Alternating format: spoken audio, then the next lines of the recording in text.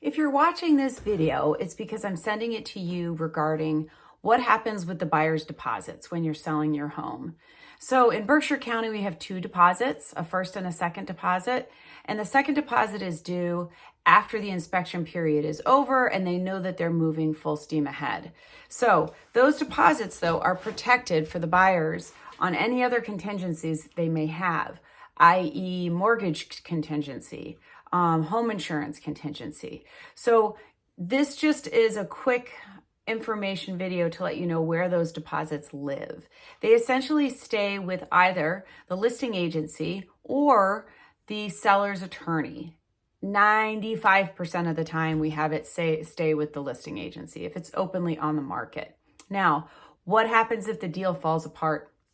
If the buyer decides to terminate the contract within any of those contingency timelines, they get their deposits back. So what if they are sleeping at the wheel and they don't terminate within those timeframes? Well, that falls into what's called buyer's default. They've maybe met all their contingencies, they have their mortgage, and they just decide they don't want the house anymore.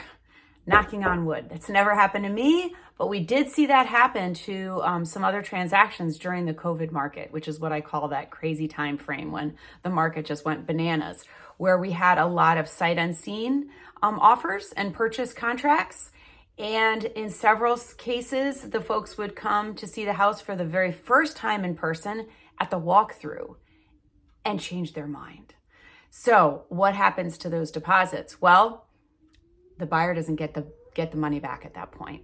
So those deposits are dispersed between the homeowner for time off the market and the marketing time that you lost while that house was under contract, and partially to the listing agency. So let's hope that never happens to any of my clients, but I do want to cover it because sometimes people wonder what is happening with those deposit checks the buyers are giving. So that's the scoop. You have more questions about that, this is what I do. You can reach out with more, if you have questions or concerns about this video. Okay, this is Tanya, over and out.